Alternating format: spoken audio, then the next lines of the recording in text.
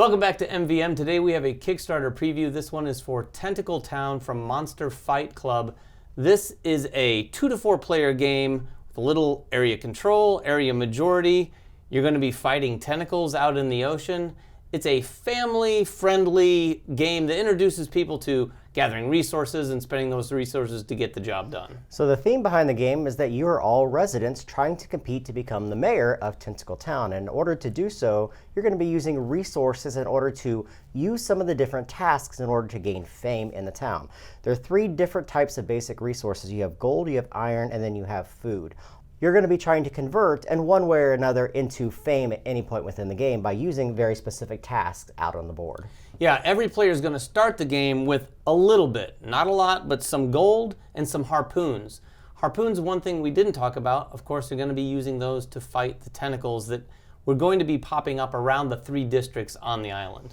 You're going to start with one of your buildings in each of the 3 different areas. When you look at the board, it's broken into 3 very unique areas. You have the foundry here, you have the market over here, and then you have the docks over here. These areas could expand depending upon the number of players. However, some of the areas are blocked off depending on if you have a 4 or less player game. Also, each of these individual areas is going to have their own set of tasks that when you place a resident into that area, you're allowed to take that task, as well as 3 different cards that you're able to use out of a variety of different cards that are provided in the game. Yeah, and that covers off on almost all of the components in the game. We'll get to some of the other ones a bit later, but one of the ones I want to talk about right now is the player aid. This sits out for everyone to see, and it very simply goes through the turn structure of the game. As Jeremy mentioned, there are residents. Every turn is going to begin with the player taking a resident from the resident supply and placing it into one of the districts on the board. Once you do, you have a couple different things that you can do. You can build a building and you can complete a task. Now you can do a little bit more than just 1 or the 2 of those things, but you're going to have to pay the residents overtime in order to do so. The first thing you can do, and in fact the first thing you have to do if you're going to build a building, is build a building. To do that, you simply take one of your buildings and place it in one of the empty slots in these spaces that Jeremy mentioned, starting with the furthest ones out and then moving in. After that, you can complete a task.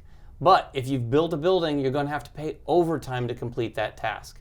The tasks are going to be one of the 2 tasks in any one of the districts or any of these additional tasks up above. And again, you can pay a gold to do a lot of tasks, but you can't do any one task twice. That's right. So remember, the very first thing you have to do in that location is build a building. You can skip over building a building if you so wish, meaning that you could take one of the tasks first, not have to pay for it, and then pay $1 for all the other tasks in that area or the cards that you so wish. Once you're done taking those tasks, then you're going to introduce a tentacle. But before we get to that, let's talk about what these tasks do. Typically, all of them are going to allow you to gather resources that we had mentioned previously and to use those resources by combining them in order to gain fame. So if we look down here at the docks, you're going to see 2 different tasks down here. One simply says to hunt tentacles. When you do so, you're going to look at however many residents are in that area. Remember, these residents aren't owned by you. They're a communal pool, and they're going to be included for all the players that are in that area. Then you're going to be able to hunt. This is hunting tentacles in any of the different locations. Now you have to use harpoons in order to hunt any of the tentacles. It's very unique on how you handle this combat. It can be done in one of 2 different ways. Since this is a family-friendly game, they've included a spinner, and you're simply going to use that spinner by expending one of the harpoons that you have in front of you. Each player will start the game with 3 of these harpoons, and there's locations in order to gather more. When you spin, you either hit the tentacle or you miss the tentacle. Either way, you lose that harpoon. If you hit the tentacle, you're going to remove one of the tentacles anywhere on the board and place it back into the supply.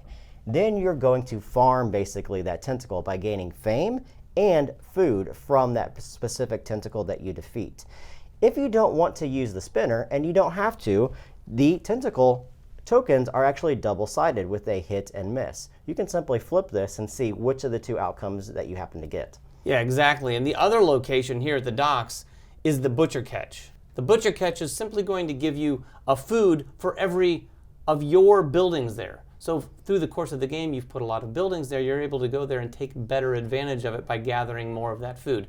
And the food is going to make sense as is the iron when we get up to some of these other places, because you're going to be able to spend those for either money or gold or to craft harpoons. And remember, you don't have to take just the locations of the location that you go to. For instance, if I go to this location and I place a resident, I don't have to do either one of these tasks. Instead, I could do any of the 3 tasks that are at the very top of the board.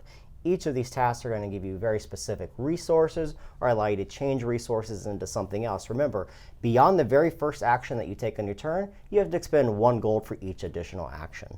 Now let's come back to the tentacles. If you go to a location and place a resident, you always have to introduce a new tentacle into one of those 3 areas that you go to at the end of the turn. And to do so, you simply take one of the tentacles, you place it in that area. Then the tentacles are going to attack the players in that location. You're going to roll dice equal to the number of tentacles in that particular location. In this case, 2. And when you roll those dice, you're going to get a number of different outcomes on the dice. Some of the faces show nothing, so nothing would particularly happen. If it shows a skull, you're going to remove one of the residents from the board and put them back into the supply. If you show a damaged house, you, as the active player, is allowed to destroy any one player's active house and give that back to them. Each of these areas are for area majority at the end of the game, so you're going to get some victory points if you can keep your houses located in those areas. And the final side of the die is moving one of the residents. If that icon comes up, you have to take your resident and move them to one of the 2 other locations. Now remember, these residents are really important to having the locations because they're going to key off some of the tasks. Having more houses of your type or having more residents and locations are going to give you larger benefits. There is one more side that introduces yet another tentacle in the waters of that district. Now, the good news is that tentacle is not going to attack when it's rolled. It's going to have to wait till a future turn. Now, back to the building die. If a building is destroyed before it is taken off the board, the player who owns that building has the chance to defend against that tentacle. This happens just like hunting a tentacle. You're going to either flip a harpoon token or spin the dial, as long as you have a harpoon token, and potentially defeat that tentacle before it takes off your building. And if you defeat it, you will get that fame and you will get that food. And you're going to continue doing this until all of the residents from the supply are on the board. When that happens, you're going to end the game. You're going to, of course, look at any of the fame that you've collected from any of the task locations where you've been able to convert some of those resources over, or any of the locations tasks at the top of the board that have those fame. You're going to count up all your fame to see how much you have. And then you're going to do area majority for each of these 3 different locations. Yeah, the area majority too is going to rely both on the buildings and the residents in each district. Whoever has the most buildings in a district is going to win majority for that district. The points you get are going to be associated with the residents in that district. So if by the end of the game there are 8 residents in the market district and you win it, that's 8 points for you, and so on and so forth with all 3 districts. The player with the most victory points is going to win. So that is Tentacle Town. It is from Monster Fight Club, a 2 to 4 player game. Very family friendly. If you have any questions about the game, make them in the comments below. Subscribe to us, follow us on Twitter, like us on Facebook, and now also follow us on Instagram. And we will catch you guys next time. Bye-bye.